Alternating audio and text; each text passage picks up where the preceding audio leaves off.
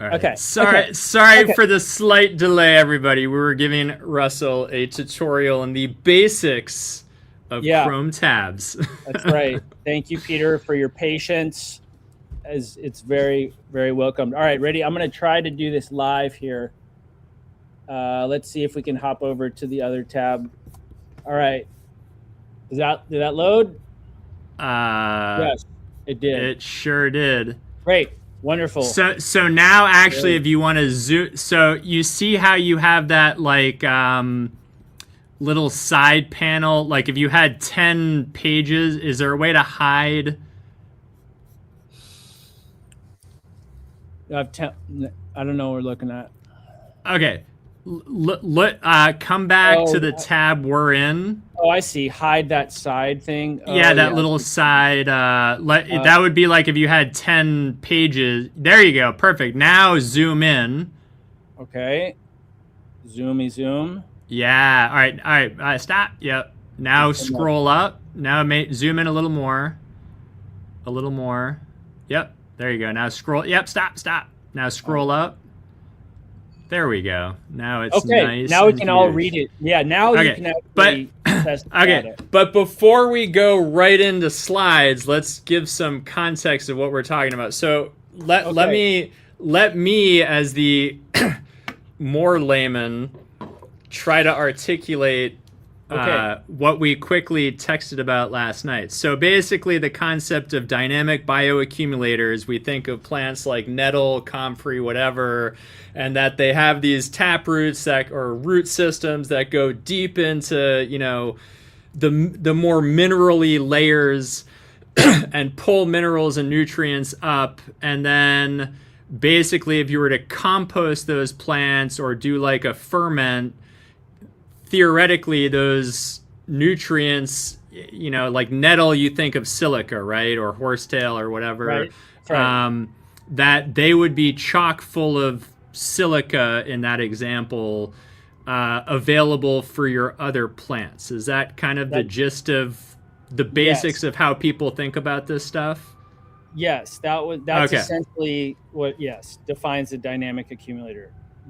Yep. Okay, so now I'm gonna let you take it and talk Yeah. about where you think we may be missing something, or Yeah, or what's going on, right? So the this all started with a man named Robert Couric, who published a book way back in the day, and it was touting the benefits of this new term coined dynamic accumulators.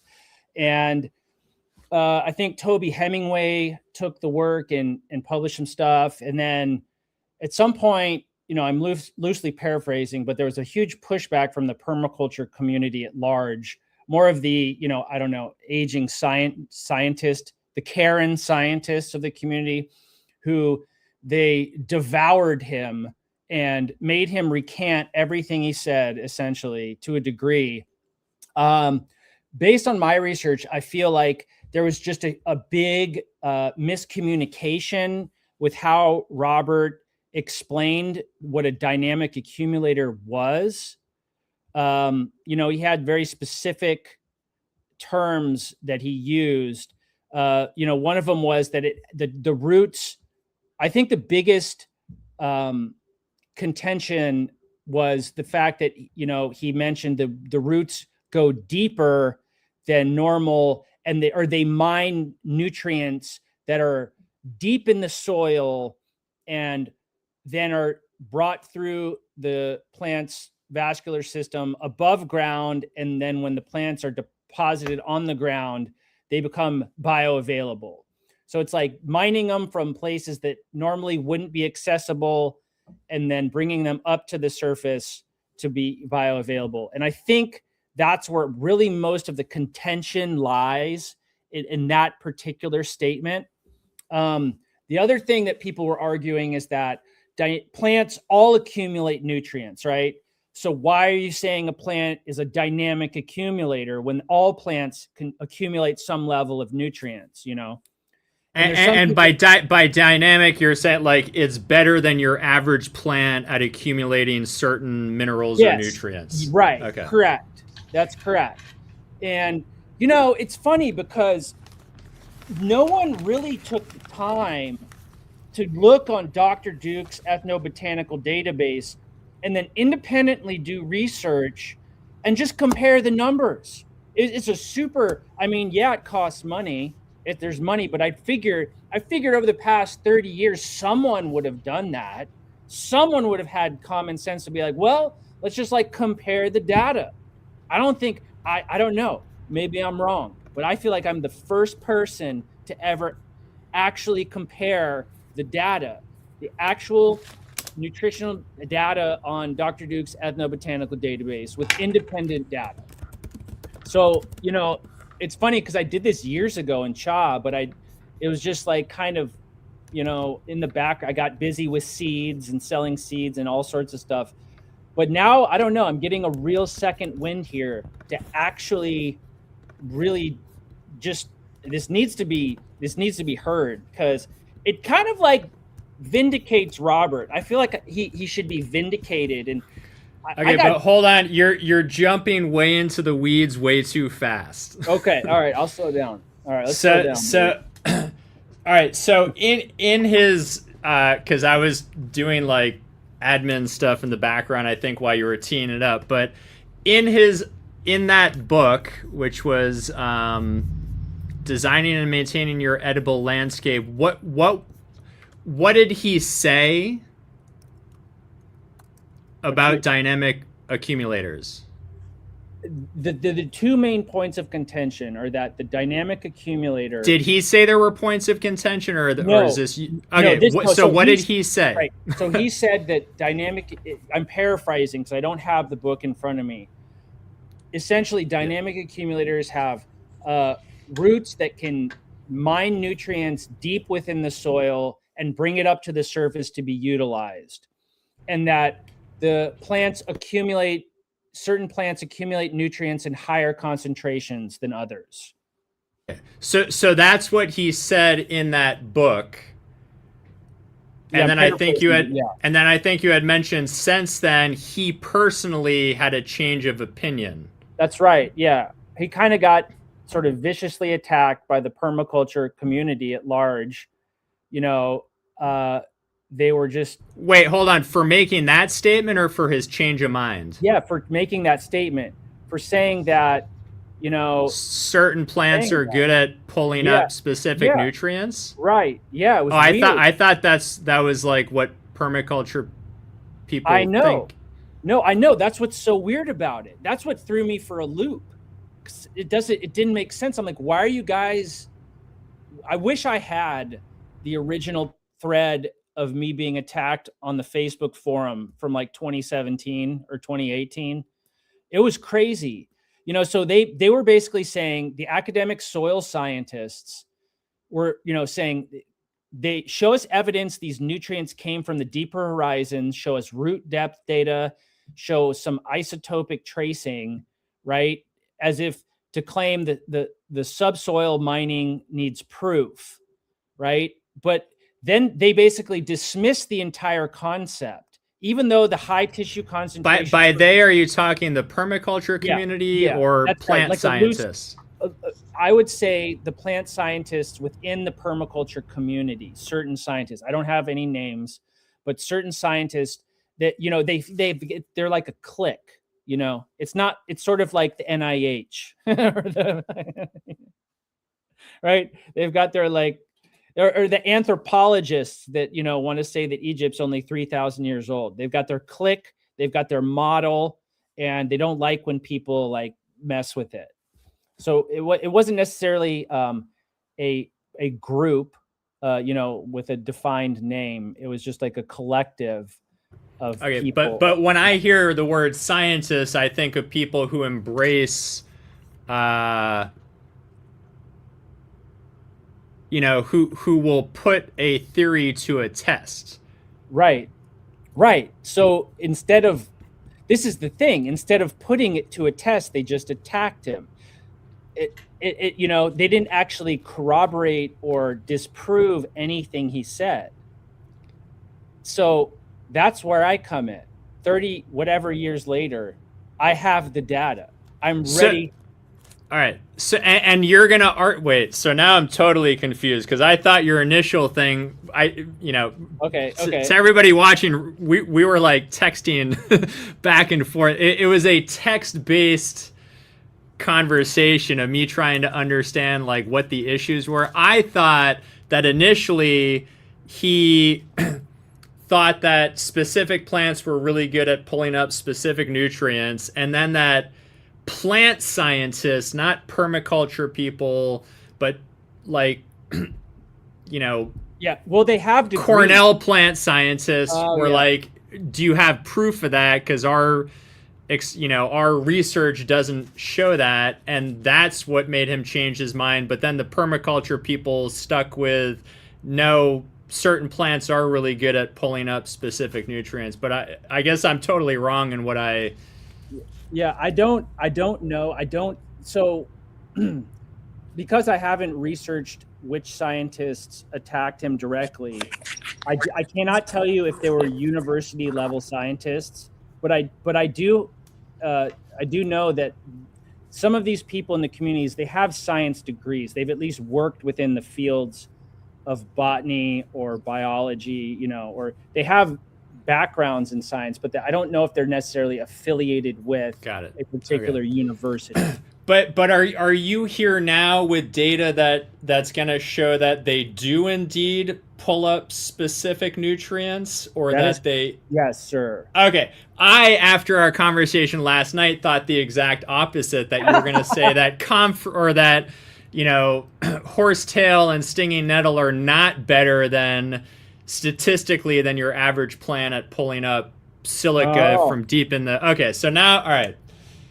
I think I'm way more confused than I was. All right. Okay, I have data corroborating Robert Courick's initial statement that they're plants that are dynamic accumulators. The only thing that I would, that is disproven, that actually is disproven, is that they don't have deep roots.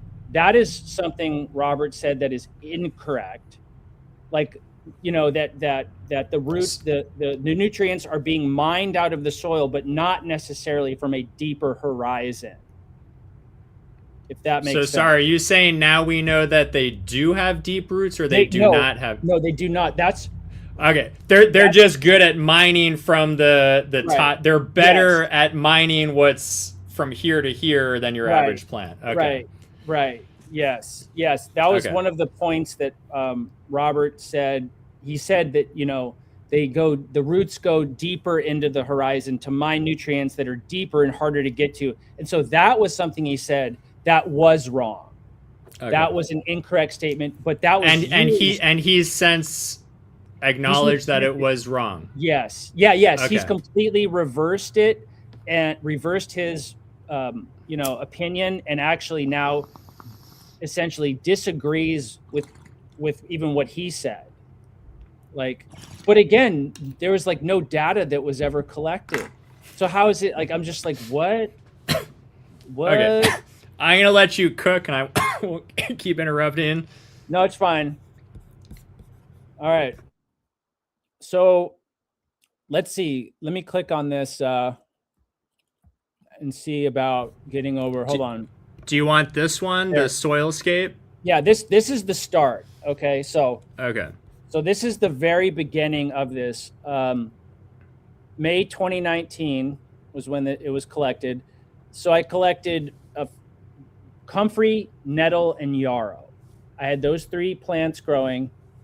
I suppose the background is that they were grown in just, in the ground.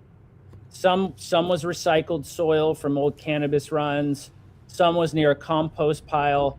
The overall opinion is that the soil was charged. Okay, the soil had fertilization in it.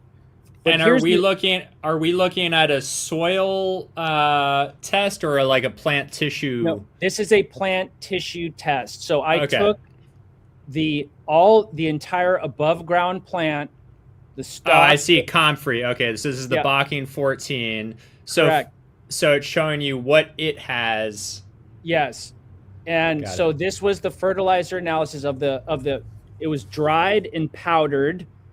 and homogeneously mixed and sent to a lab. So you can see here, there are clear peaks with some of these. Wow, like look at the calcium. Yeah. The calcium has a peak. Magnesium has a peak.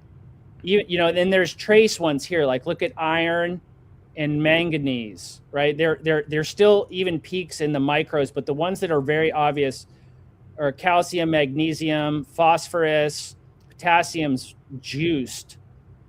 Silicon. But this would only be interesting if the, like, for example, dandelion and cannabis growing right next to the comfrey have much lower levels of these things, correct? Like if all plants tested have the same levels of all these things, that it's not interesting. Right. That's right. Then it indicates that all plants are just accumulating stuff and who cares? Like right. It's just, they're all the same. But that's not the case. There are different peaks. There's a lot of similarity, but there are definitely different peaks within nettle, yarrow, and comfrey. Cool. And I wish we might have to do a part 2 of this, because it would be better to have more of that data aggregated for you. I have the statistical relationships aggregated, but not I have the statistical relationship for comfrey aggregated, but not for nettle and yarrow. So this is sort of like probably a part 2 series. All right. So anyways, so we're looking at, so this is the initial data. So what I did is I said, okay, well, Dr. Duke has an ethnobotanical database. It's a USDA database, super official. You can all go there and look it up, and it's a kind of a pain to navigate, but all the data is there. Okay. So I took his data, and let me see if I can, Peter taught me how to do this. Let's see if I do this right.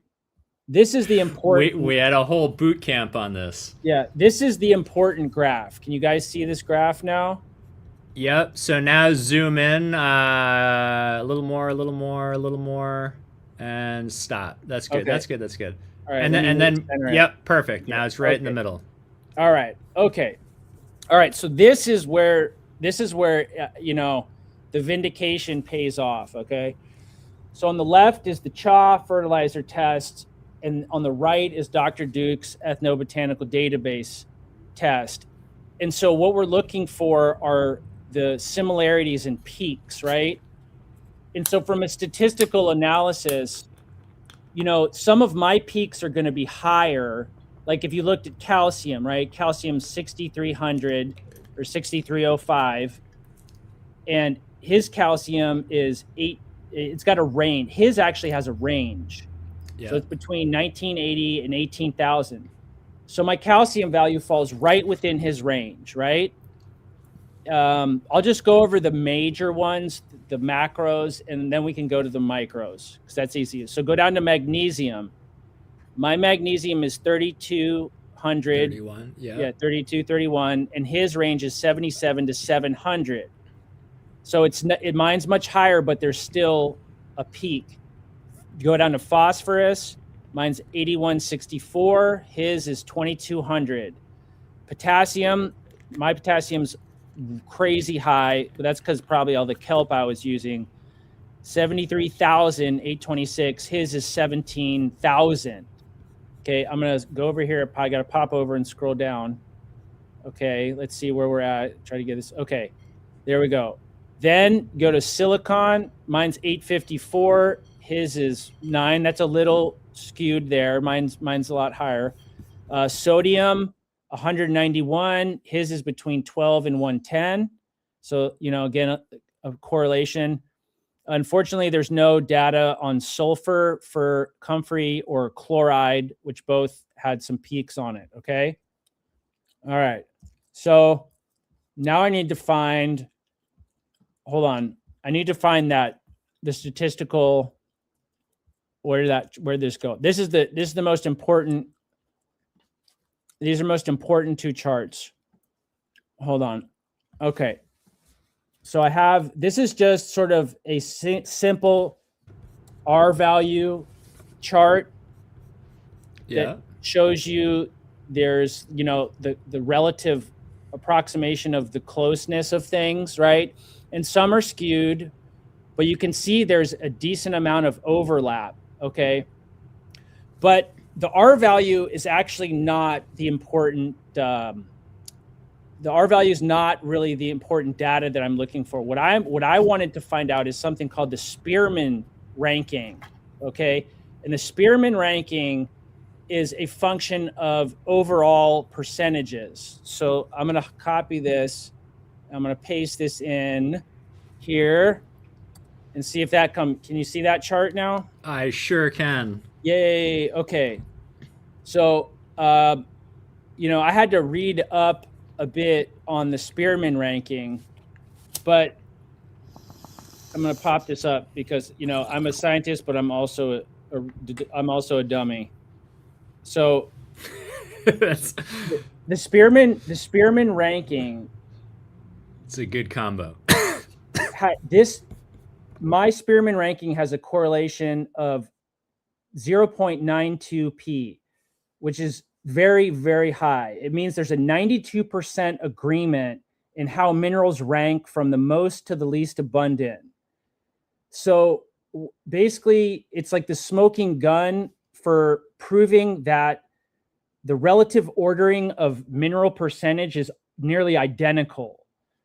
So even though I have identical between what? Between two elements. Different Comfrey plants? Yes, it shows that the mineral. So if you test your Comfrey plant in your yard and I test my Comfrey plant, I may get different levels, but I'll get kind of sequentially you're gonna have peaks potassium the most, phosphorus, magnesium, and calcium. So like that's the point I'm trying to like draw home is like if you were, because I'm really interested in sustainability, and so you know these plants you can use as fertilizer. We've all seen Nick at Green Source use tons of Comfrey, you know, and so this is what I'm trying to share with the world is like, look, we have data now that so if you grow Comfrey, you'll be able to essentially know that there are mineralization, there's specific percentages of minerals that you can rely on being present. Now, the caveat is, if there is no phosphorus in the soil, there won't be phosphorus in the plant, right? If it's completely absent in the soil, you're not going to get it. It's not going to magically make it. That's the main caveat. But generally speaking, all soils have relative mineral percentages, you know. But so you can rest assured that if it is in the soil minimally, this plant will vacuum it up. That's right. Yes, that's right. Yes. And so, you know, this is a very important thing to understand because it gives weight to the idea that the dynamic accumulators are real. I only had time to do it for Comfrey. We can go through charts for I only had time to do the statistical analysis for Comfrey. But do you have that initial soilscape test for the other plants? Because for me, that's where it would all connect. Is if I saw that in those other plants, you want to see that were growing in the they were all growing in the same little area, right? Right, correct. Here I will. Okay, hold on. I can pop up. Let's see. This is the Comfrey chart. Okay, I should be able to replace. No, actually, I better take your advice and just do a new tab. All right. Okay, new tab. Copy. Take a bong rip while we're gonna look at. We're watching Nettle. Russell in action. Let's watch. We're looking full at screen. Nettle. Russell, hard at work. There we go. Zoom in a little bit more, probably. Is that good? Yeah, that's perfect. And then make it in the middle. Push it over to the middle. Yeah, look at that. Beautiful. Okay. All right. So here we go with Nettle. See, it's very similar, but different sort of spikes. Nettles 41,911. Then you can see the spike 29,000 at the high end. All right. Even just look at copper. Copper is 11.69. His range is from 2 to 15, so that fits But in. but the 11. All right. So for me, the first interesting thing would be not related to his stuff, but your nettle related to your Comfrey, and seeing that one of them is put like, for example, like if you looked at the Comfrey one, I forget what it was, but there was something that was really low. So if you saw that same element in the nettle was really high, your mind would be blown, right? Right. So like calcium, the calcium level for Comfrey was 6,300. And this is 41,900. Okay, yeah. That's huge. Yeah, that's a huge bump, right? I mean, I would say that's relatively statistically. So what I need to do is go in and run a bunch of statistical analyses on all of the variable percentages. I'm going to turn this all into a white paper, and I'll have like a lot of cool graphs with statistics on this. Yeah, so it would be cool to have a side-by-side so you can look at all the charts. You can look at all the relative percentages. So I should have been doing this in the last few days. And then the third plant you did was yarrow, right? Yarrow, so like what is yarrow high in that nettle and Comfrey are not? I can't remember. I have to look at the chart. That's what I'm saying. I don't have all the. I can't. But do you have the chart with you right now? Just the yeah. Let's throw it up and we'll do it real time. All right. Okay. Hold on here. Let me do this. I have no wife and no kids home right now. So are you serious? All the chitlins are gone. I got all night long. Okay. All right. Let's see. I have to eat at some point, but copy. I will say this. There's a lot of overlap. Here, let's see. So right now, I'll show you one outlier. I will say this. There's a lot of overlap with the major nutrients. Potassium, phosphorus, calcium, magnesium. There's a lot of overlap with like relative percentages with these plants, but some of them have higher peaks, right? Like. All right. So in this example, like the net. Sorry, what are we looking at right now? Nettle. This is all right. nettle. So the nettle, and I'm looking at the silicon. 1,539. So what was the Comfrey was? On? Oh wait, no, I'm looking at nettle. Right, because you think of nettle as silica, right? Right. So silicon in Comfrey was 854. So it's like relatively the same, Well, it seems like it's twice as much, right? Yeah, but still, yeah, right. Still twice as much, but as a relative peak, higher. So it is higher. I would say overall, from the statistical point, it's still kind of relatively higher compared to the other, elements. But yes, it is higher. I'll pop in yarrow for you real quick. So look here, you see down here strontium. See, it's 115. Now this is fascinating, just to show. But where strontium says 115, I'm going to pop in the yarrow test. Okay, this is yarrow now. Yeah. Are you going to want to zoom in, buddy? Yeah. It's a little blurry. A little more. Okay. It's unfortunately for some reason this one is not saved. It's okay. You can still I can see like aluminum 42.69 or 89. It had higher magnesium levels. The weird outlier in nettle was strontium. That was down here, 1839. In a really high chloride level, 11,000. So I find that fascinating. Even though it doesn't do growers much good necessarily, you probably don't want a shitload of strontium in fertilizer, But I just find that's an interesting outlier. That would some decaying isotopes. Yeah. Unfortunately, Dr. Duke did not have a value for strontium. It's really a bummer. I would have loved to see Dr. Duke's value.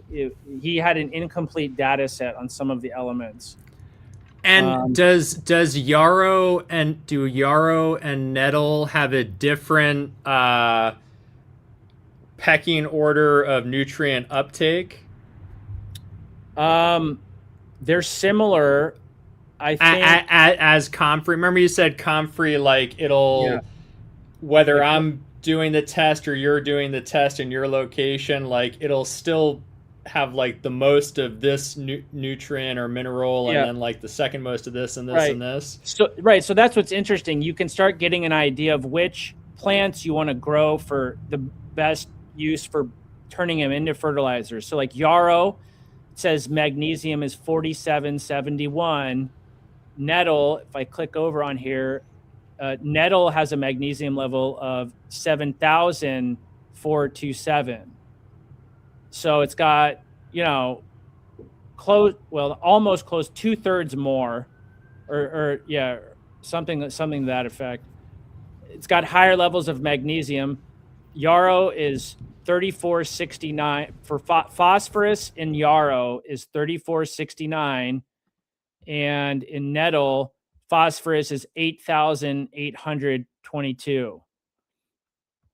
So it, to me, off the bat, that would indicate, if I were just like basing my tests off this, I would stick with nettle and comfrey. I wouldn't necessarily care as much about yarrow, especially since it has strontium, which I'm not really interested in. Let me see if I can go down here. So basically, like with a yarrow, you'd be like, okay, it's good at taking up these 4 things that I want, but there are other plants that are also good that aren't pulling up strontium. Right. That's right. Yeah. That, you don't necessarily need to. And yarrow's kind of a pain in the ass too, because it's woody. It's like it doesn't break down as fast. But yeah. And I really want to do this. I really want to go and do this with a bunch of different plants. Like definitely I want to solve the mystery of horsetail and how much silica is actually in horsetail. And you could do it with I would like to do it with borage. I'd like to do it with mullein. I'd like to do it with things like valerian, just different. It would be really fascinating to do it with a bunch of different herbs and plants.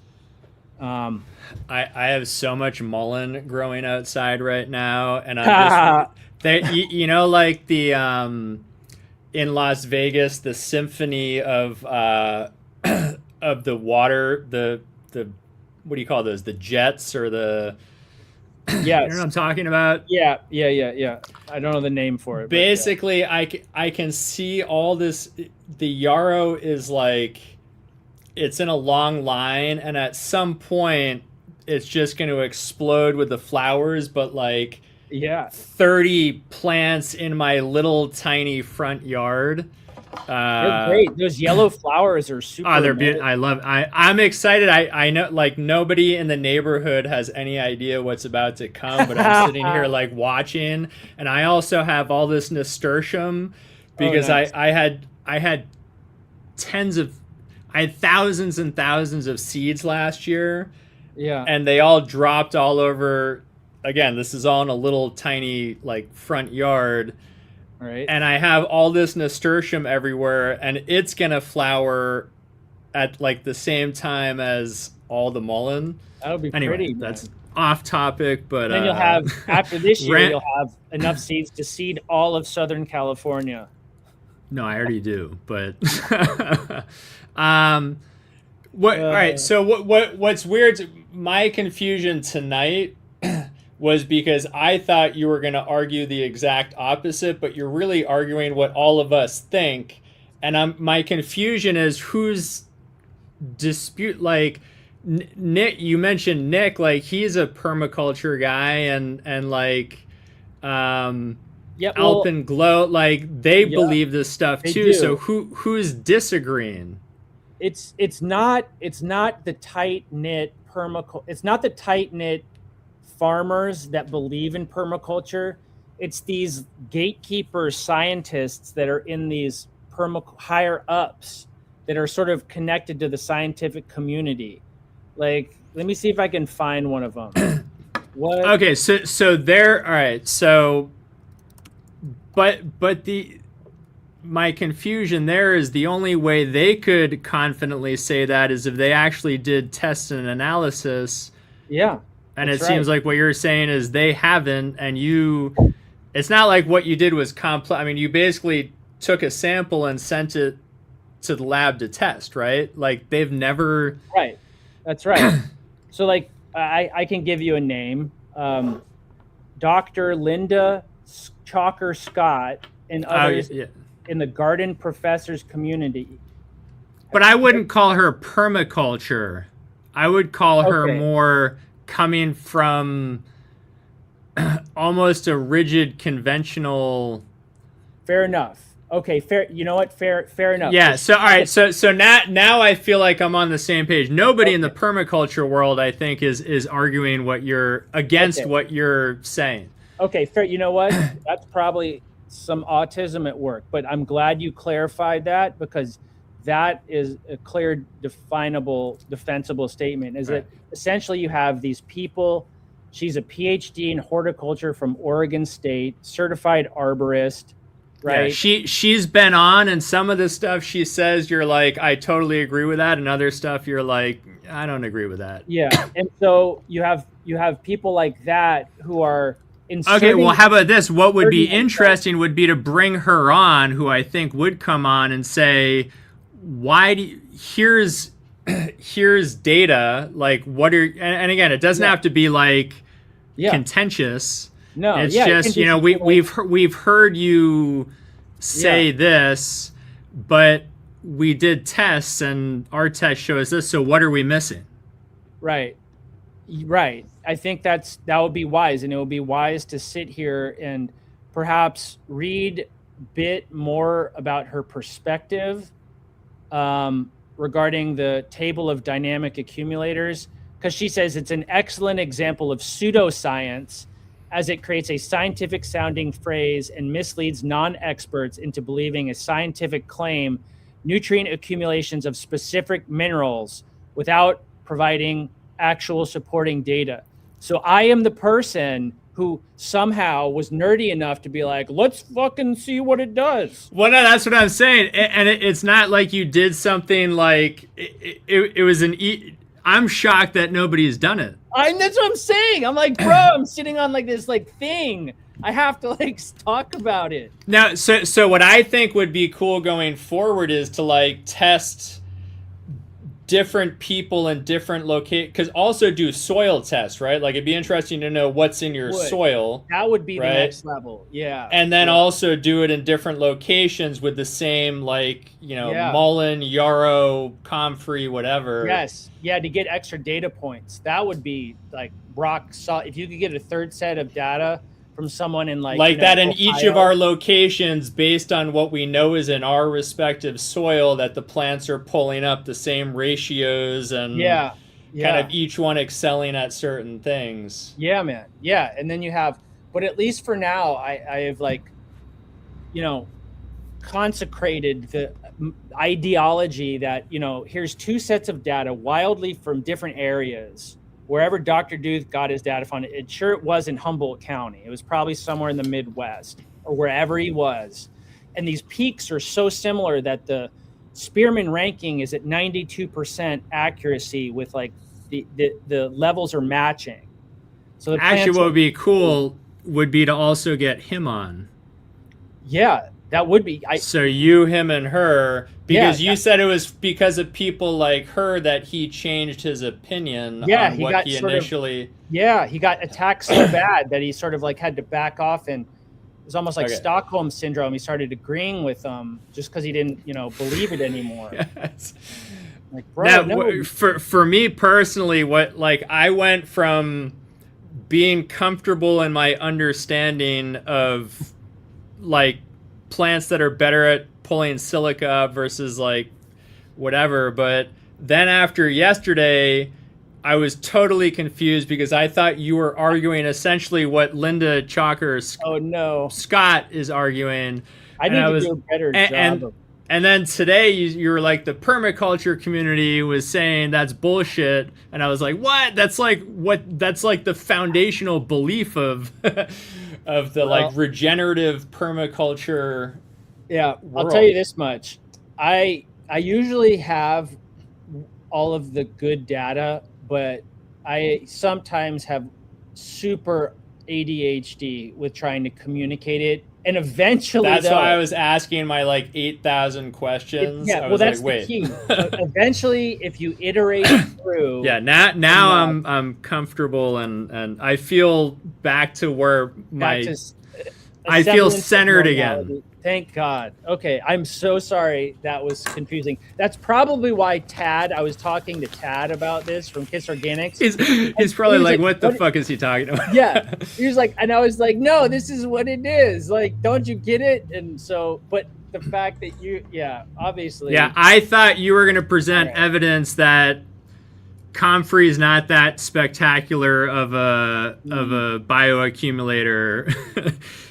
No, compared to lettuce. And I'm glad we worked that out. Okay. All right. Well, that's good. So hopefully, people can go back and look at these charts and, you can look at them yourselves. And what I'd like to do next time, I'll get the nettle and yarrow spearmint ranking, all the charts for nettle and yarrow, and then I'll compare all three of them. I'll have charts. So the part I missed is what is his. You were showing your numbers and his numbers, but are his numbers like he tested all these plants and he said generally yarrow is like what is his test telling us? Yeah, I mean it's fairly. I don't know how he conducted his scientific assay. I mean, I can tell you mine. I grew a comfrey plant. I harvested it, chopped it up, dried it, mixed it. Sent it in for testing. I don't know if he got the field, if he went out into the field to get samples, or if he had friends who were growing these plants send him the samples. I don't know how his samples were collected, but they were probably dried and processed the same way as, And then from like 10 plant samples, that's why he has his ranges, because the plants had different. Right. He could have taken multiple samples. I don't have an answer for that. That's a good question. Yeah. I probably could go on the website and look into that. That would be another good point. Is he still alive? I don't know. That's a good question also. That is a good question, but that would be great to get him on Dr. Duke. Yeah. Get Dr. Duke. Do we know do we know his first name? No, I just know him as Dr. Duke. Who is Dr. Duke ethnobotanical? James A. Duke. Oh, he died 2017. Oh wow, he was born in 1929. That was the same year my dad was born. He's a cool looking dude.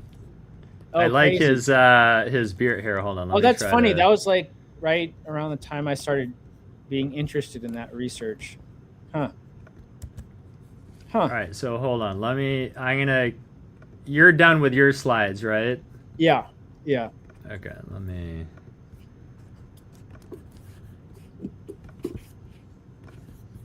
I'm gonna ask. Dr. James Duke looks like a dude I'd like to hang out with. Right? Yeah, he looks like he smoked some weed. Is what he looks like. Yeah. Fucking dude, he looks like a burner. Yeah. Even if he doesn't smoke weed, I would enjoy smoking weed and then having a conversation with him. That's right. Yeah, he's the man. That ethnobotanical database is fascinating because it not only contains elemental levels, plant levels of different elements. It has phytochemicals too. So it has a ton on the phytochemicals in plants also. It's a cool website. Looking at I haven't actually looked at that in a long time. For some reason, I got hit with this bug to go back and review this data.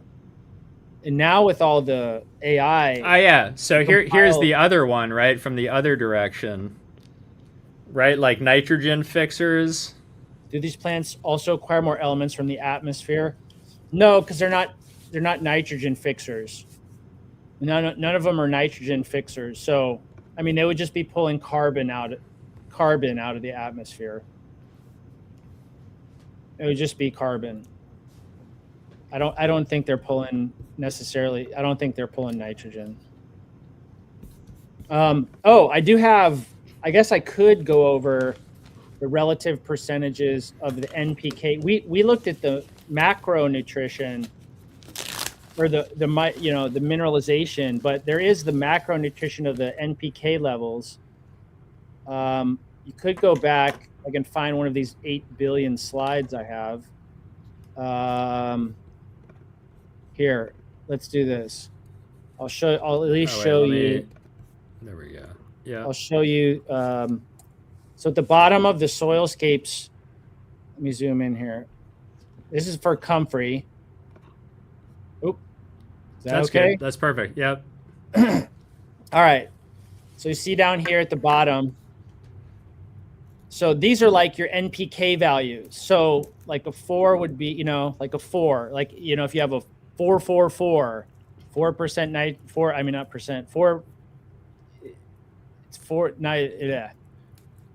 I just had a total brain fart. It was ridiculous. But you can see the relative percentages so there's insoluble nitrogen, water soluble nitrogen. So this is going to be available, and the initial nitrogen and the nitrates will be more available. So out of the total nitrogen, you're looking more at like 3% available nitrogen. Then it has total phosphorus, and then you have available down here. It skips. I don't know why it skips like that, but so this is more the available phosphorus, and then you have total potassium, and then soluble potassium. So that's pretty good. So you can get a general idea, like if you're using Comfrey as a fertilizer, it's a fairly well-balanced grow fertilizer for nitrogen and potassium. And then you'd have to like, if you're just using Comfrey, you'd have to probably supplement a little bit of phosphorus for bud set. Right? From like what plant? If you were taking Comfrey and essentially either fermenting it or powderizing it and feeding it to a cannabis plant, and you wanted a rough understanding of what kind of NPK values, you're getting to, steer your plant nutrition, this would be, example of what. Right, but you were saying you'd be low in phosphorus. So my question so then was, you would have the other two plants you showed, which one's high in phosphorus? I don't know, because wouldn't that be the idea? Wouldn't the idea be to combine kind of like 2 or 3 plants to kind of give the balanced diet? Let's look. All right, so I'm gonna hop in here. And I'm going to flip and look over at that. I found another seed in the Tom Hill Eclipso. Oh, nice. What's the Eclipso? It's just one of the, from his Tom Hill haze, he was kind of hunting in different he had different cuts. Okay. And so he sent me 3. And, really? I want some Tom Hill haze right now. That would be awesome. But I did get that land raise from Head Grower, those the pearls. God, yeah. I love those pearls. I gotta find those. Yeah, he's supposed to come down to LA. We're gonna do like a long flowering panel discussion, but killer. Like, I gotta pop to do that requires a lot of work on my part. That I'm just like, do I really feel like doing an event? Well, yeah, just for long flowering sativas. Well, that would just be that conversation. So it's like kind of larger event. Yeah. I'll come down. Well, to have a hangout and get together where everyone's smoking, but then to also have a conversation that we'd stream out to YouTube. Oh yeah, that's a whole thing, man. Yeah, it takes some production there. You got to have some production behind it. People underestimate production. It's It's a lot. All right, let me look at this real quick. We'll look at this. So this is nettle. We're looking at nettle now. So it has, water soluble nitrogen at almost 3%, and then a little bit of ammonitial nitrogen nitrate, which are what make it soluble. So it's roughly 3% nitrogen. So I believe Comfrey was 4. So Comfrey is percent higher nitrogen. Oh, here's other soluble organic nitrogen.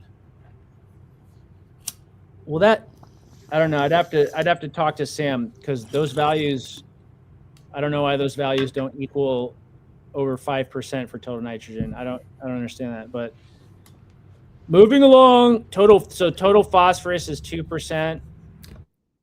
So it's definitely got a little bit higher phosphorus, and the total potassium is 3.3%.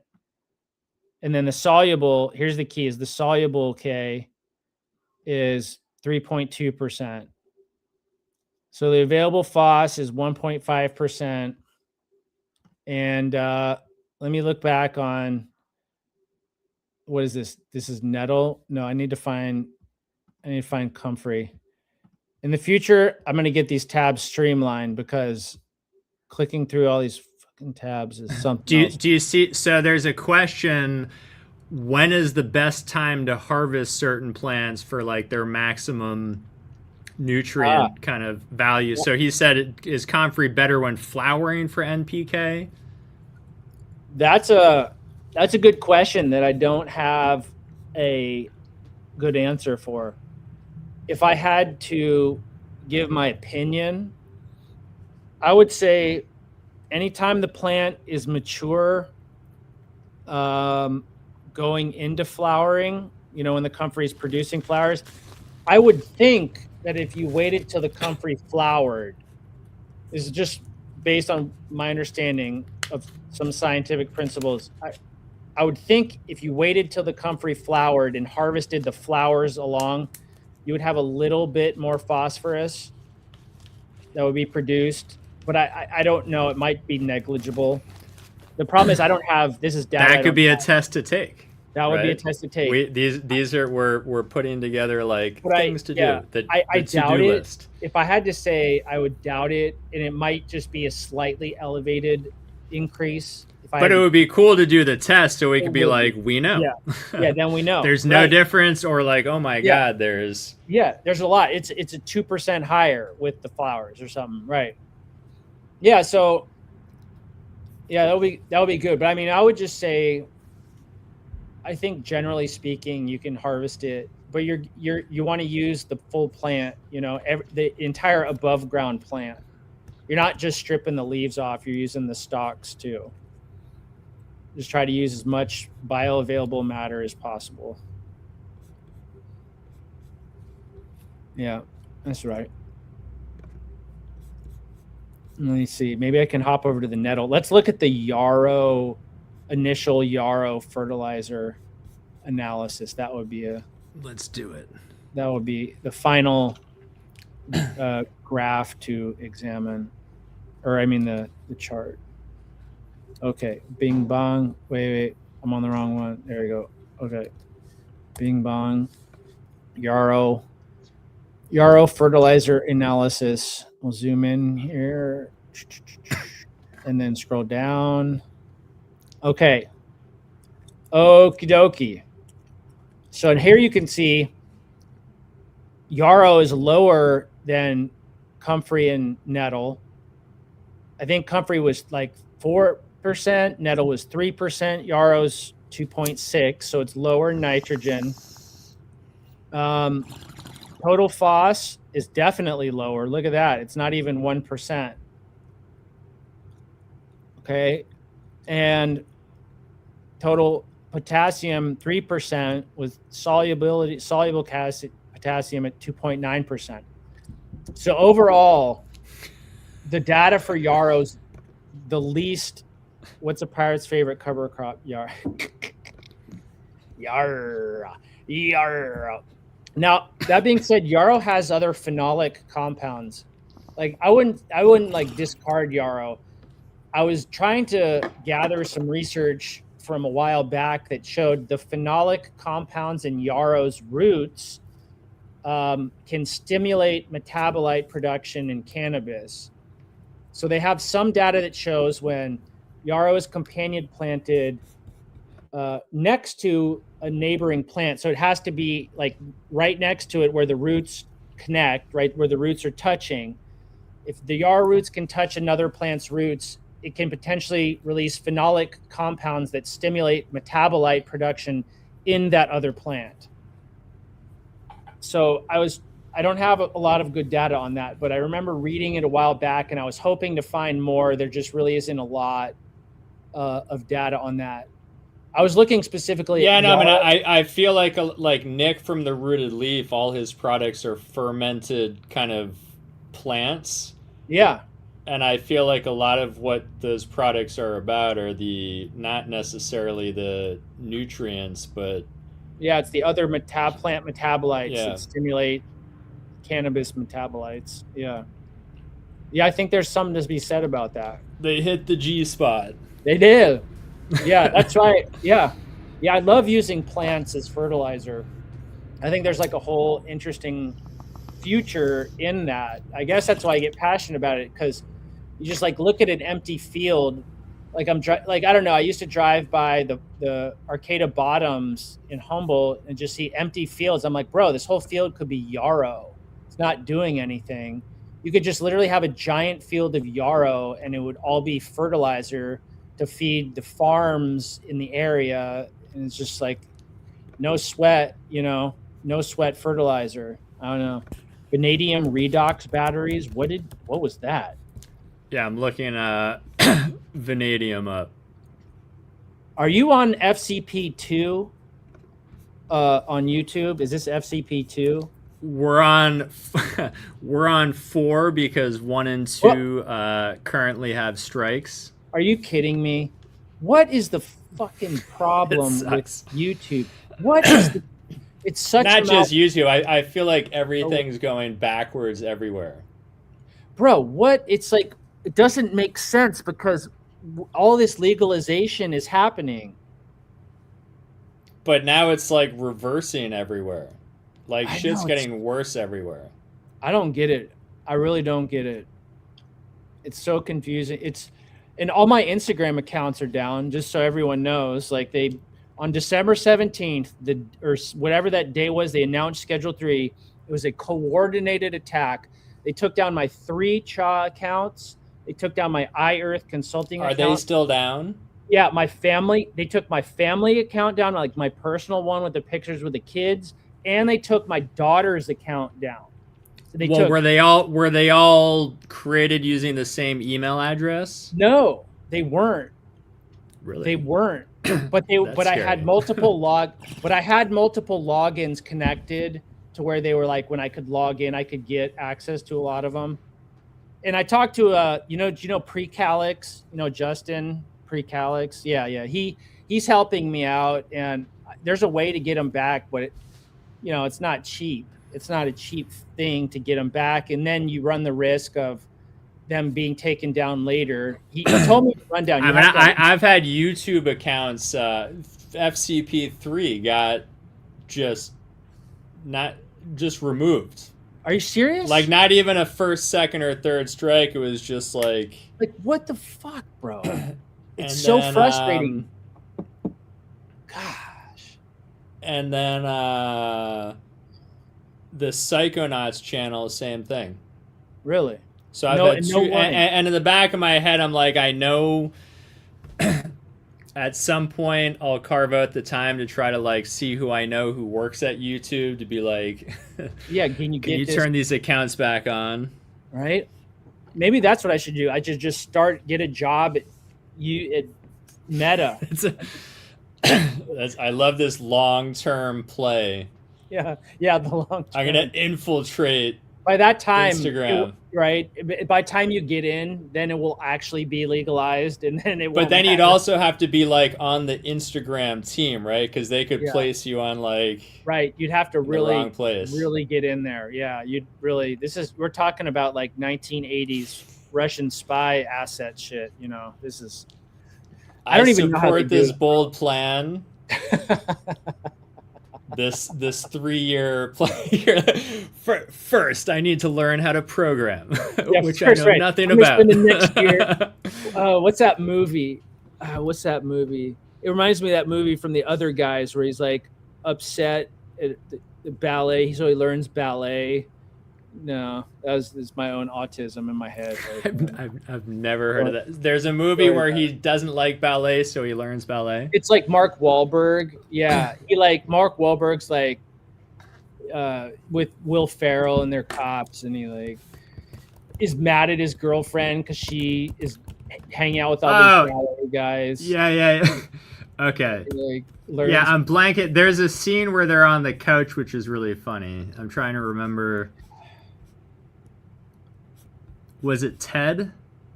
Ted was. I was thinking. No. It was. Sorry, Mark Wahlberg. Will. The other guys. Right. Yeah. Bro, what happened? I've got like 25 tabs up.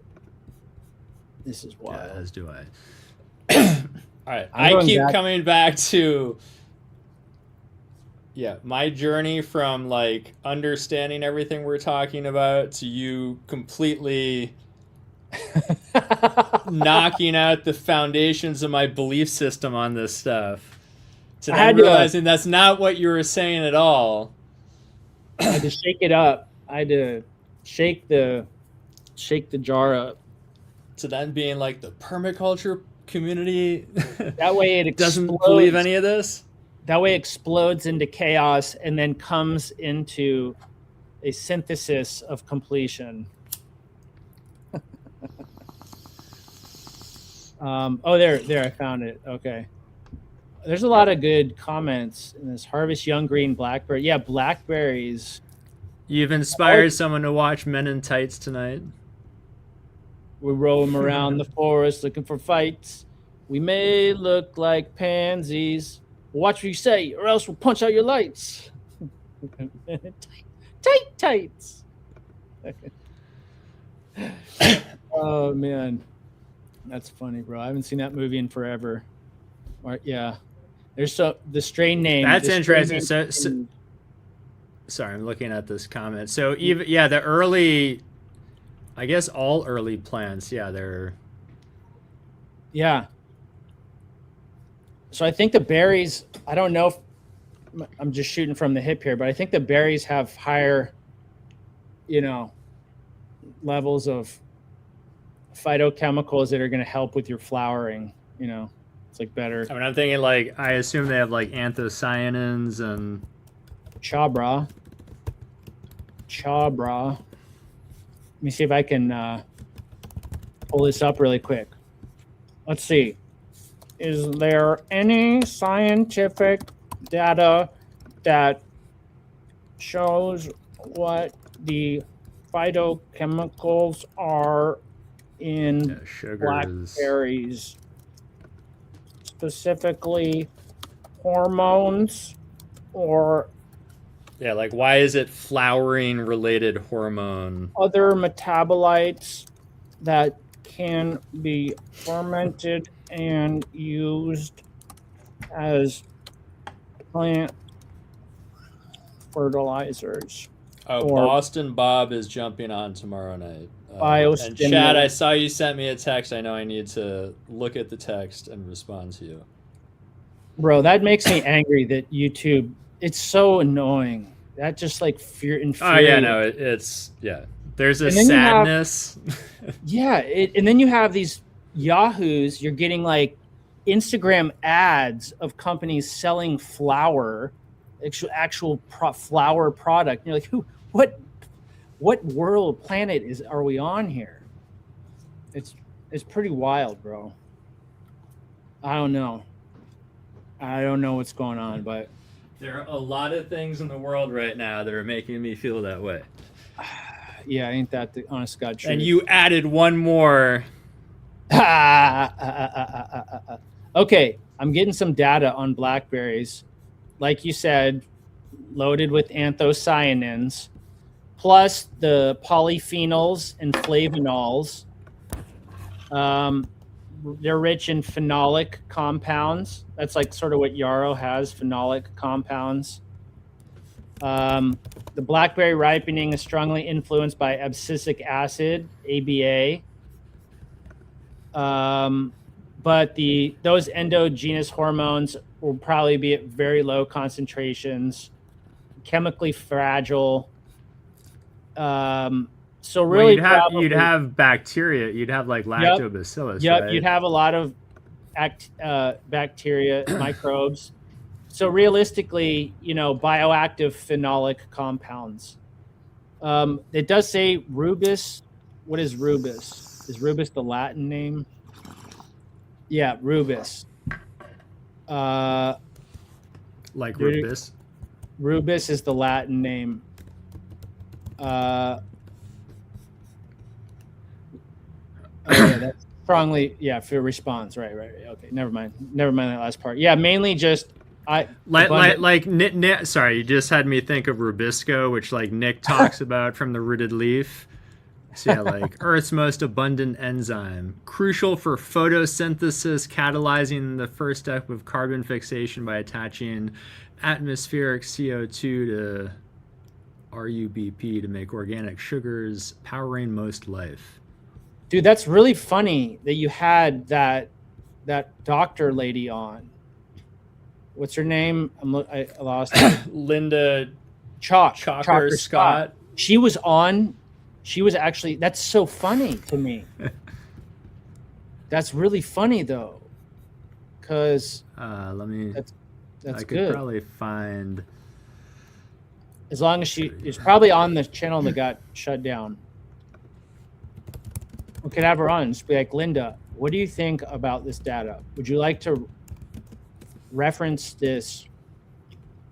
That's the thing, if I was going to make a rant about science, what drives me nuts about science and these scientists is they always claim they like have data, but they don't have the data.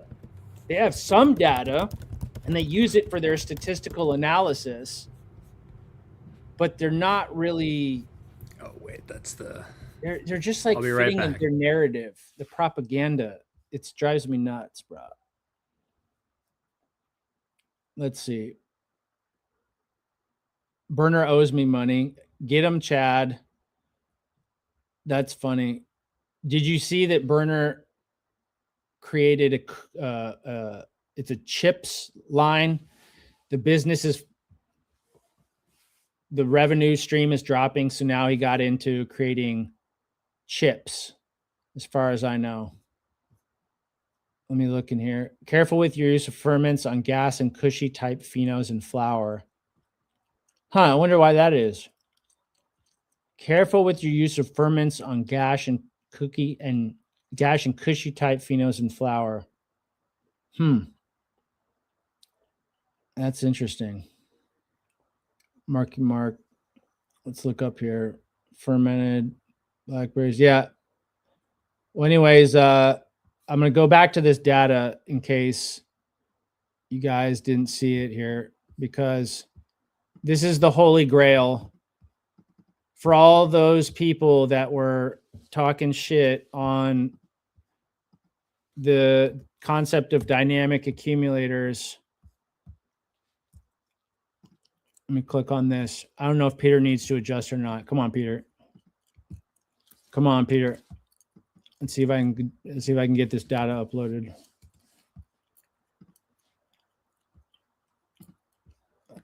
Come on, where'd it go? I was getting the mail. Remember, so the mailman, I saw him earlier today. Yeah. Earlier today, he's like, because we put our mail on hold for like 2 weeks. So he's like, I have like a bin for you. I'll be back in 10 minutes. It's like 3 hours later, and he just showed up. He's like, I'm so sorry. So anyway, I was outside. Well, at least he made it. Oh, sorry. You wanted me to show this? No, I'm trying to. No? I'm trying to load it.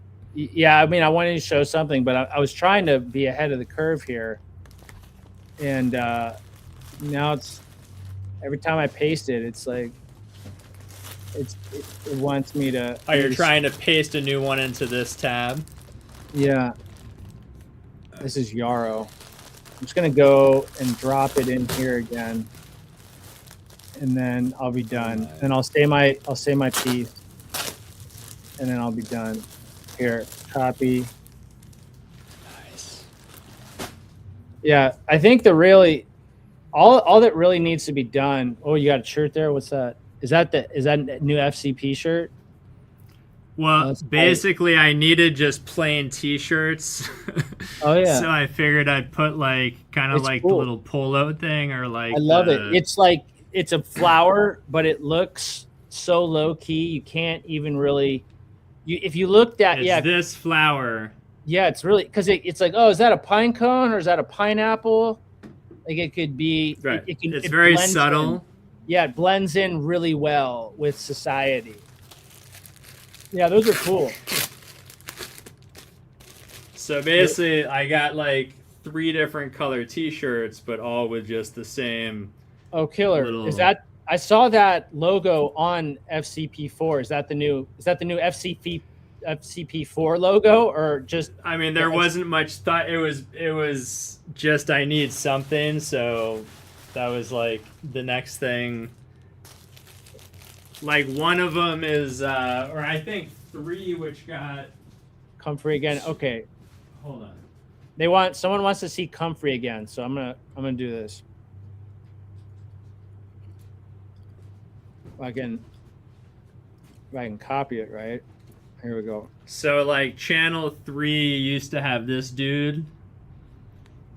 Channel 2 has this that DP did. Channel 4 has this. Nice. Can you? And then channel 1 was just like the thing I put together in like 2012 or whenever I created that logo.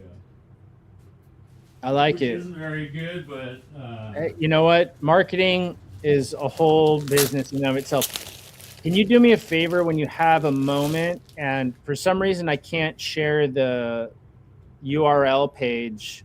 Someone wanted to see the Comfrey analysis one more time. We see it. I see it. Okay. Yeah, cool. Right there. Yeah. All right. And then for shits and giggles. What did I just do? That didn't even make sense. You just went to the chart. So bro, if you hit forward sideways. Or backwards on your browser. Bro, I swear, bro.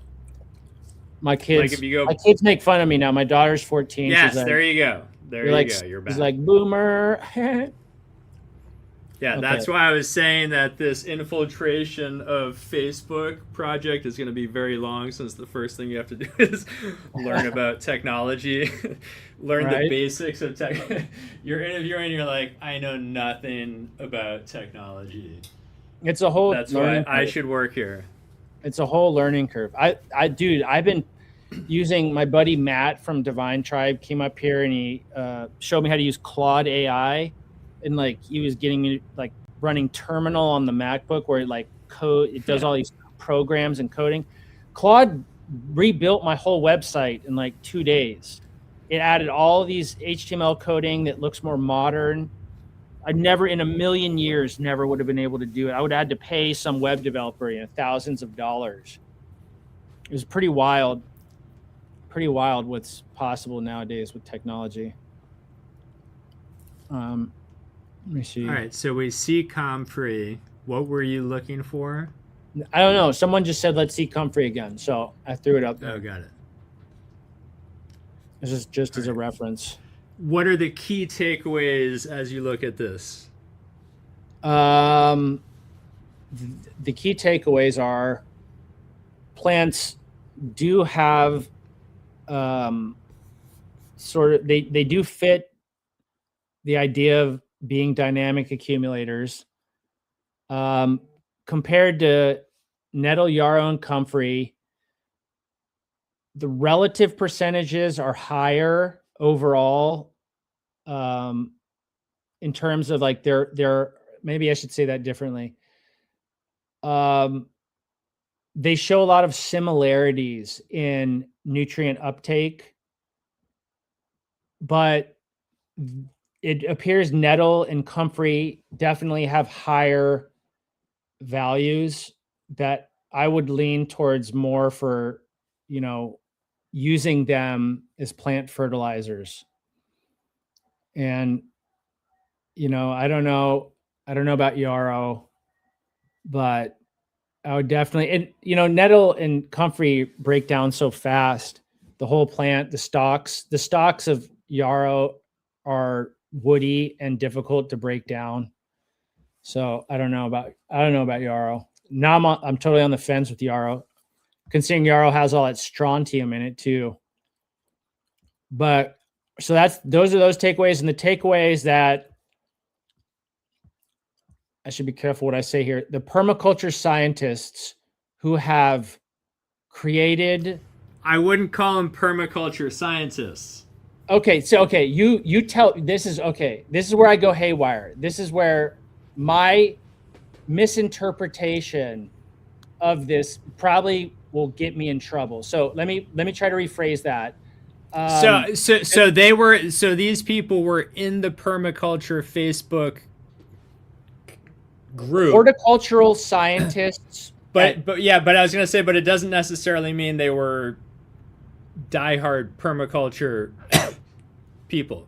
You know what? Yeah. So I wouldn't call them like the scientists that the permaculture community is putting forth as like. Okay. Yes, I see. Yes. Yeah. I need to really make sure I don't ever repeat that ever again. I think you're absolutely right. I think that was one of the many loops I was thrown for, where I was like, the permaculture community doesn't thinks this is all. I was like, I thought this is exactly what they believe. Okay, all right. Perhaps saying something like, let me look her up to see how people describe her. Horticultural scientist or a collegiate scientist, because she's got a PhD. She works at the University of Oregon, right? These are people that have worked in the field of botany or other horticultural sciences. Urban horticulturalist. There you go. Yeah, with degrees.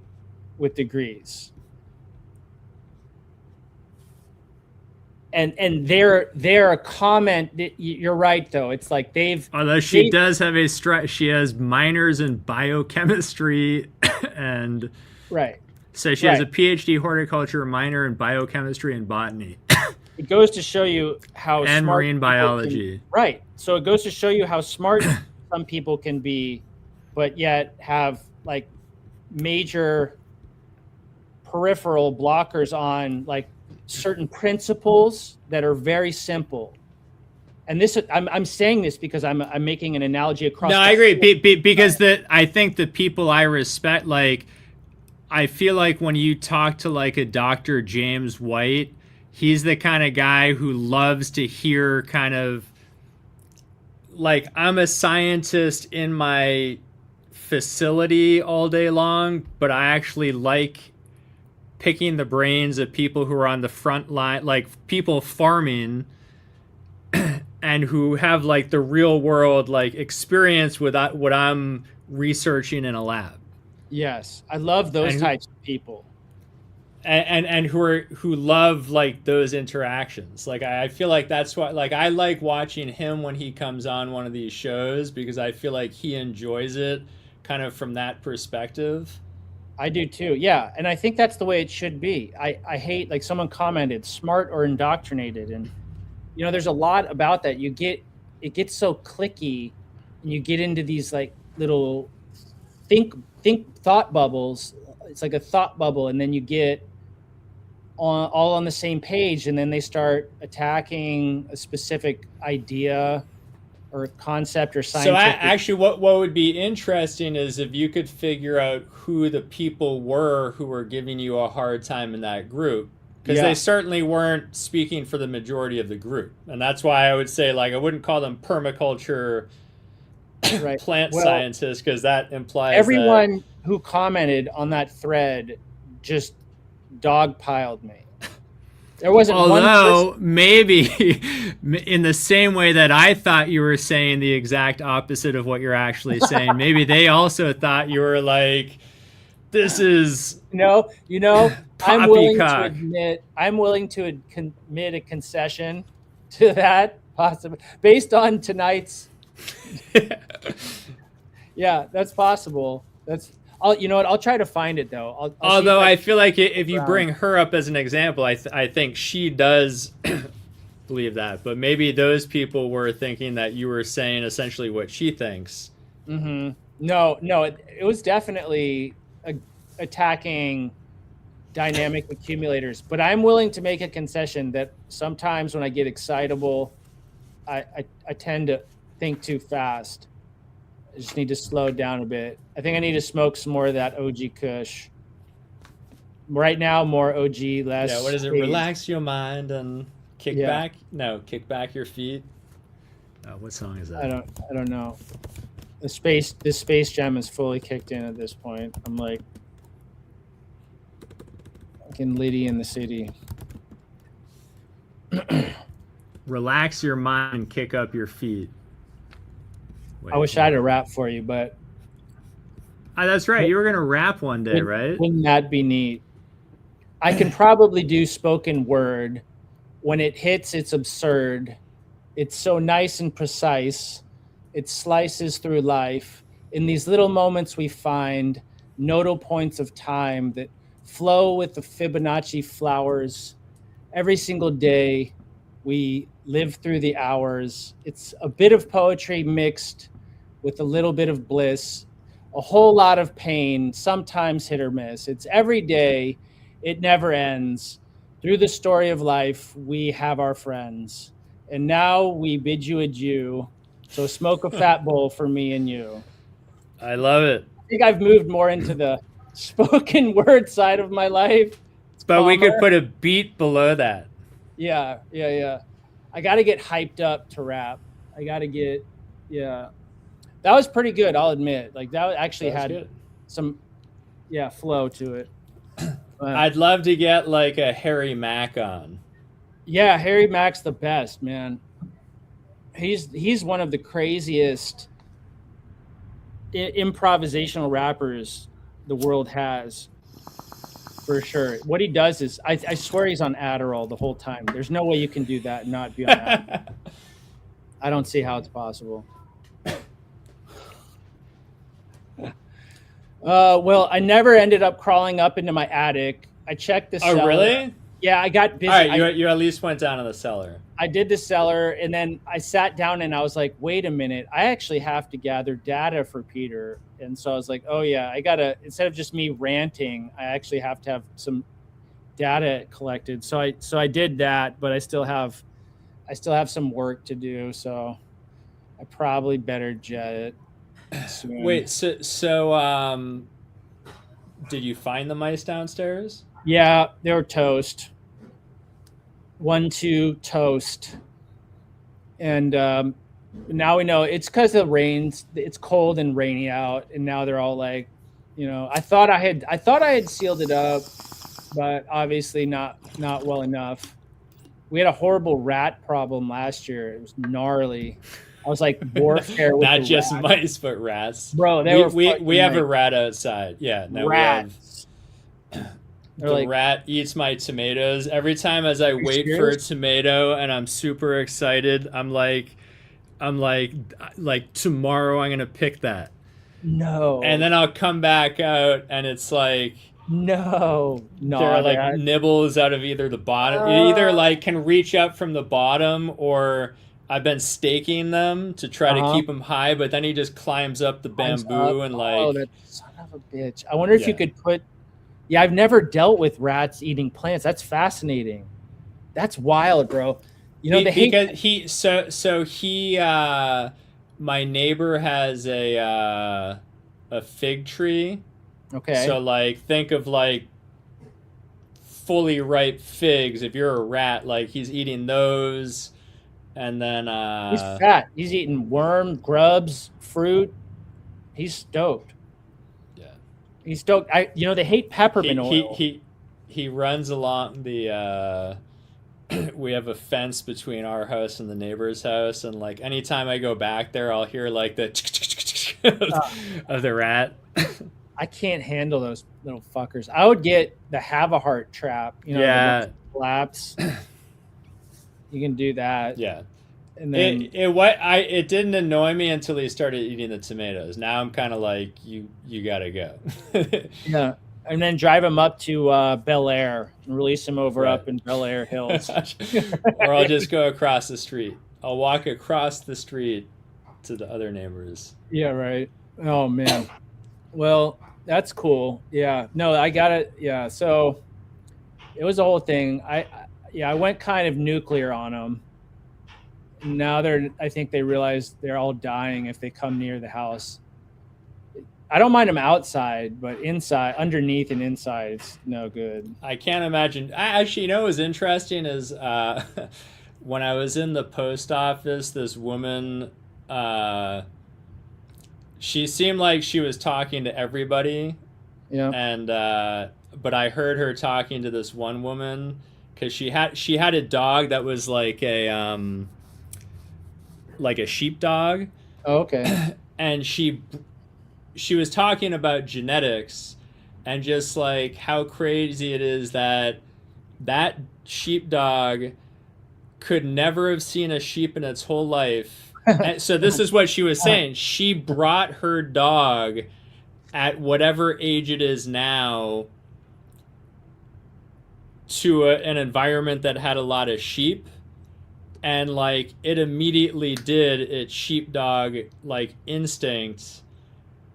And she was like, how is that? Because it's not like if my parents were both like world-class musicians, you could just put me in front of a piano and have him be like, and then just bang out some. Here's why. I'll tell you why. Actually, I have an alchemical answer for you. Because I just got done reading the book. My buddy Walter goes by Saltwater on Instagram. He's like, you should read The Adventures of a Reluctant Messiah. It's like Illusions, The Adventures of a Reluctant Messiah. It's like this mechanic from Indiana and is like, whatever. But the point is it's the idea. It's kind of like the Carlos Castaneda idea where you have all of the latent information stored in you or in the Akashic record around you. It's like it's there, and some of it's within our genes, and it's more like we're so focused on the program of the human of like, this is what we are. We compartmentalize ourselves into these things, and there's like if you can actually separate out from yourself, you might tap into a higher level of potential that's completely unrecognizable to what you are. But it requires letting go of all the illusions of what you perceive yourself as. And it's like, there's been reports of people, like having a head injury, and then all of a sudden they can play the piano like Mozart, It's like, where does that come from, right? Like, how does that manifest? It's something shifted in the brain patterns, know?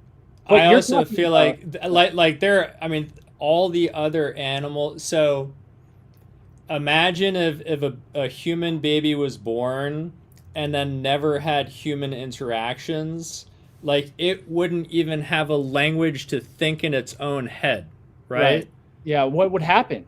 But like another animal can figure shit out, having never what human qualities would you have off what you're the bat? describing is like a genetic thing, like a genetic programming in animals over like thousands of years. I don't know, it's what makes animals different than us. They just do, it's instinctual for some. It's something with the instinctual nature of certain genes. I don't know. It's like with my kids. My daughter is super artsy and feminine, and she loves girl stuff. And my son is like wants to go out and shoot guns all the time. And I don't force him to do. He just looks at it and he gravitates to that. It's like my 3 daughters, like each one of them like will be doing spa time, and like their affinity to makeup and stuff, where like a boy would just like no interest. It is interest. So there's something with I don't know enough about genetics to explain to you like how a trait like that could express in a human being so easily. You'd have to look at, like I guess you could draw some correlation with plants, with certain types of like alleles and activation of alleles. Like I don't know if you could. I don't know if that's like enough to draw a correlation between the two, but it's fascinating. It's super like if you think of like a turtle, right? That's born, like think of the turtles that are like born out of the eggs on the shore, right? And then like day one of life is trying to make it into the ocean before the seagulls like eat you. Right. Yeah. And then without any help from anyone, they know like, where to go. Learning what to do and like yeah, there's just something inherent in it. It's fascinating. It's like I don't know. I guess I would take the time to just say, try to tap into that. Like it's latent in all of us. We all have these abilities, and we're so programmed by the rigidity of societal programming that we're afraid to access it because maybe it's a little weird or funky or, whatever, but just try to follow it because it'll lead you places that are really cool. Yeah, that's what I think. I'm telling myself that too. This is not me talking to you. This is me talking to me, bro. That's what it is. All right, I have to follow up the book with Jonathan. The book to follow up to Jonathan Livingston Seagull. I have not read that actually. Any of his books. Okay, so a future conversation could include someone like a Linda Chalker Scott. Yes. Yeah. Or who is the other? Yeah, because I feel like any permaculture person you bring on would be like, yeah, I agree with 100% of what you're saying. Yeah, we could that can be referenced fairly easily. I think probably all you got to do is hop on, poke around on the internet and look through. I can just cross-reference a bunch of forums and find people that have commented on it, and you could find another person. She would be a good one. The other person we were talking about is actually trying to get Robert Couric on, the man who started this whole thing. Right. I checked his website. Interestingly, his phone number's on the website. His like contact information's right on his website. And it's a 707 area code, so he's around. He's local. Yeah, he's pretty local, relatively speaking. Yeah, I would just. If you can handle it, that'd be awesome. Because I was just gonna email him and be like, hey, would you want to jump? Like, here's a link to we were just talking about you. Here's the gist of what we were talking about. Would you want to jump on with us? Yeah, that would be cool. I hope he can navigate. He seems to be probably aging now, and his website looks like it was built in 1990. I love this. You know what I'm saying? And then like his last blog post. And by the way, if you're watching right now, I apologize for Russell. I deserve all of the apologies. I have many apologies, but he would be cool to have on. That would be great. And then, those two people would be great. And then what I'll do is I have all the data for Comfrey. Next time I'll have it for Nettle and Yarrow too. All of the statistical charts. And then I can take all three and put the nutrient levels all in columns so you can see side by side what the different percentages are. And then that would be really interesting also. And then it'll be very clear. And then I'll set it up to where there's no bounce. There's no time delay with bouncing. Well, then it would be interesting to have different people, like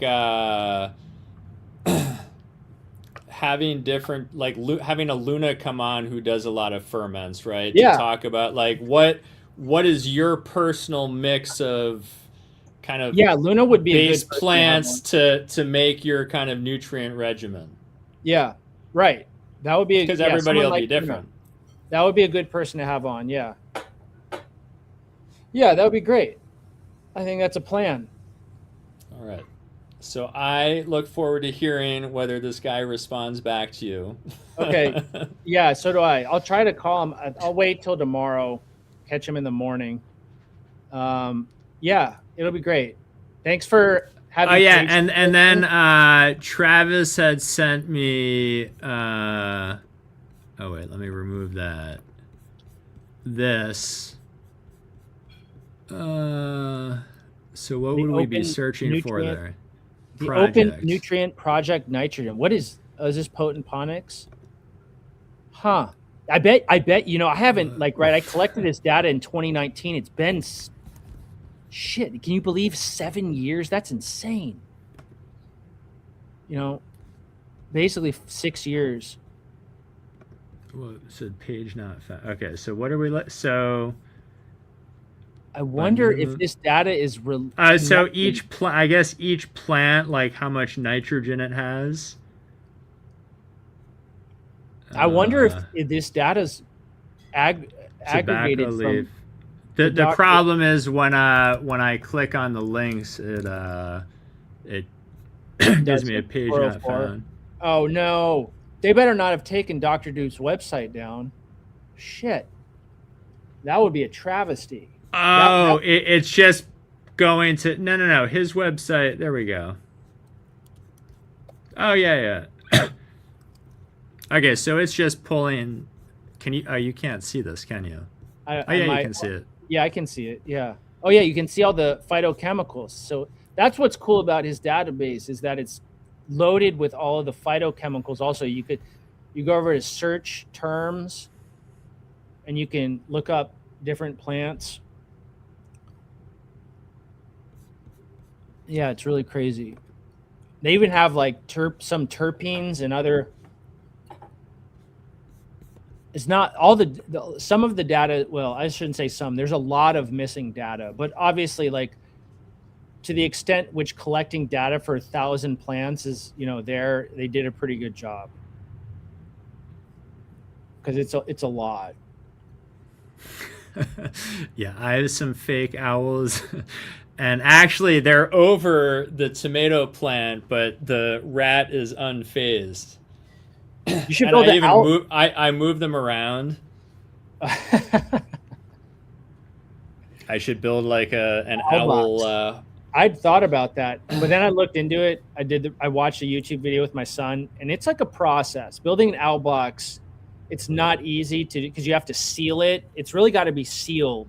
Because if there's wind and rain that can get in, I feel like in LA, how many owls are in LA? Maybe if you're up in the Palisades, like up in the hills where the forests are behind you. Or how about hawks? Hawk box. Are there owls Yes, owls are definitely present in Los Angeles. Great horned owl, barn owl. Yeah, that would be cool. But yeah, I don't know. That would be a kick-ass solution to the problem too. A big fat tabby. So cat. I had rats, and then I brought in the owls. There you go. Yeah, the owls are legit. The owls are legit if you don't have chickens. But if you have chickens, I do not. Then you're just like I have neighbors with small dogs, but no chicken. Bro, yeah, small. All of a sudden, you see a great horned owl. But usually, people don't let their small dogs out at night by themselves. So yeah, that wouldn't be my fault. Right? Yeah. I mean, you're just helping nature out. It's not. Because like I see coyotes running around the neighborhood. Yeah, I bet. They got weird howly thing they do. I haven't seen any coyotes up here. We've seen black bears and mountain lions, but no coyotes. But apparently there's wolves. I haven't seen any yet though. But yeah, it's a pretty wild ride. It is a wild ride. Well, So how's what is it, Oregon? or yeah, Cave Junction. It's it's been pretty good. It's been a hell of a ride, bro. Just getting transition, new This was a place. a January green cauliflower harvest. Nice. Oh, killer. I'm Oh, yeah, gonna I'm actually put jealous. in my pasta tonight. I'm super jealous that you have a winter crop season. Yeah, I mean this is cool because actually, I didn't even plant this. This is from like years ago, just seeds popping up a couple years later. So it's growing, and I was like, I know it's something in like the brassica like Right. family, but I don't know what it is yet. And I was like, because I think I also have a Romanesco broccoli growing, but like again, I don't know until they start to do this. Right. Yeah. But then I was Well psyched said. that it was growing. That's rad. Yeah. I was It's like, I'll fun. eat that. Yeah, it's funny because when I first saw it, it had the same color as the Romanesco. It looks so similar. Yeah, that's Yeah, cool. the Romanesco is cool. There's so much broccoli that's tastier than fucking grocery store broccoli. Broccoli. I like the broccolini. My wife, she'll make up a killer, gets a roasted broccolini on a pan with olive oil. I make broccolini all the time. Oh man, I love it when it's slightly burned. It's just a little crunchy, slight burn. I do the exact same thing. Olive oil, salt, pepper, some garlic. Oh, the best. I could eat that all day long, actually. Some lemon juice over the top after you pull nice. it out. I haven't tried that. That sounds good. Hell yeah. Yeah. I do like roasting vegetables. Yeah, it's rough up here. It's like we're in I feel like we're in Willow Creek and Humboldt. We're in a comfortable microclimate where you could kind of grow more winter crops, but here you get these hard frosts and it snows and it stays on the ground for like a week. And even the that was good. Even the brassicas, like kale, like a kale is a classic one that will survive through the winter. It struggles. Like I think I need to build hoop houses for the winter crops. Like if I actually want winter crops, it's hard. And then the field is like heavily saturated because the water table is so high. And so I haven't tried to plant garlic yet. I don't know if the garlic's going to rot, it's tricky. I planted a ton of blueberries and strawberries and fruit trees. So it's like an experiment. If they survive, everything should be copacetic and at least that we can get all our fruits, but yeah, it's tricky. It's just a different ride, Yeah, I'm waiting for certain stuff. I have like buckwheat going and Oh, nice.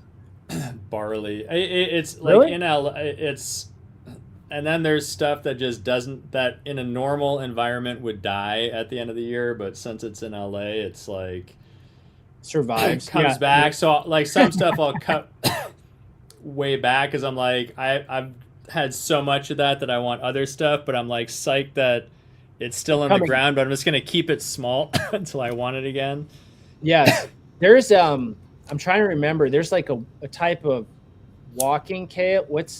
There's this one species of kale. I've got to get it back for my buddy in Humboldt. I had it at my place for like a decade. It's a type of or not kale. It's a collard green. It's a type of collard greens. It never flowers. It only grows leaves. It will never put off a flower.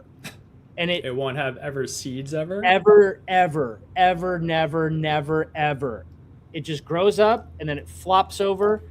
Where it hits the ground, it roots and then it'll grow up again. And so you're always taking to ever have it, you need to cut in. You need to cut. Yeah, after it'll bush up for a few years, and then after 3-4 feet tall, it'll fall over. So you have a few years. It'd be like a Bocking 14 Comfrey. Yeah, it's great. And then you just cut off the stalk and stick it in the ground, and then it roots all over again. Once it's rooted, you rip out the old plant. But that's the best. I had regular Comfrey, so like that makes seeds. No. Yeah.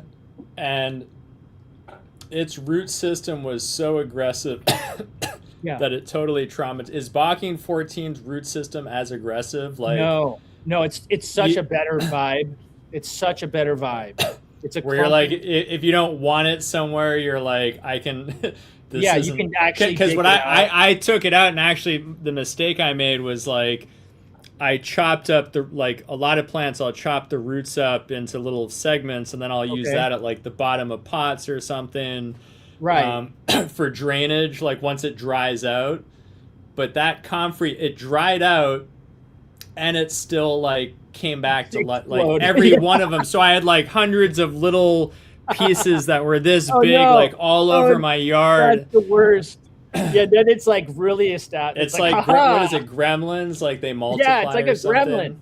Comfrey's Yeah, that like a sucks. gremlin. You add water and it's like, All right, haha. but you're saying Bach, because I have the Baching 14. growing outside now. It's not as aggressive as No, regular comfrey. I got Okay. it from the sweet ladies at Flying Blue Dog Nursery, Rita. These sweet ladies in Humble, and I had it growing outside of a. I'm trying to find you a photo of it right now. Unfortunately, I don't have the base of it, but that is roughly 3 feet, by 3 feet. So it has flowers, but they just don't. They don't seed. The flowers do Okay. not seed. And this was planted by my compost pile. This plant was planted like So it's sucking up like every Yeah. nutrient possible. Yeah, I love how happy. it has like the maximum amount of nutrients for optimal growth. So if it wanted to run, it would have run. And that you're looking at a plant that's like 5 years, 6 years old, and it's still in like a 3x3 area. It hasn't it put off a few runners over the years, but it still was in just this one 3x3 area. That's, you're not having these crazy runners. And it's a really great Comfrey. I would recommend everyone to get the only thing I hear, this is important though. I hear from the herbalist ladies that for salves, for actually like use for bruises, the regular Comfrey has better phytochemicals for medicinal topical use. And the Bocking 14 is supposed to be better for horticultural use, for like fertilizers and shit. As an accumulator. That's what I hear. Yeah. So that would be another test. Basically, if you have that growing right on top of the compost pile. Yeah. That would be another test to look at. I suppose a scientist would look at my data and be like, well, you use Bocking 14 and Couric used normal Comfrey. So these are statistical results are invalid. But you also have the other two plants. That's right. And that have correlations also. So, yeah. Yep. All right. Yeah. Well, that was a wild adventure of understanding, then not understanding, then doubting myself, then misunderstanding in a different direction. I would like to thank Peter for being the kindest man ever to talk me through my own autism. It might be CTE. I'm your translator. Yeah, basically, yeah. I'm a new translator at this point, especially when I'm in. The space gems have kicked in. I think as I get older, I can't. I've got to throttle down dosage. Like if I'm communicating. Is Wendy still crushing it? She is, apparently. She looks like she's crushing it. I love Wendy's space gems. They're great. I don't know. She always used to use sour diesel trim. Maybe that was her like secret. She uses sativa trim. So it gives you more of like an uppity high. It's like that's more what. Yeah, I think that's her secret. I don't know. I want to have edibles with some like super daytime weed. Yeah, right. That makes sense. It's not just a gummy with THC. It's like it has the other sativa cannabinoid profiles. Yeah. Putting some glide in your stride. Well, yeah, thanks again for just bearing with me. So, next time around, we'll have a very clear picture. And I think the next project will be amazing. She uses terp mansions. Oh, she's got Luke's hash. Crazy. Yeah, I don't know what's happening with them. I'm out of the loop now. Yeah, me too. I remember when she was working with Craig. Evidently something happened there, but I have no idea. Oh, yeah, I don't know. I don't know. We could have a whole gossip channel just for fun. That would probably explode and back. All right. Well, have a good night, and yeah, we'll regroup at some point. Enjoy your broccoli in your free time, sir. I hope you have a very peaceful evening. It's gonna be amazing. Sweet. I have high hopes for the next couple hours. Nice. Bye. All right. Bye.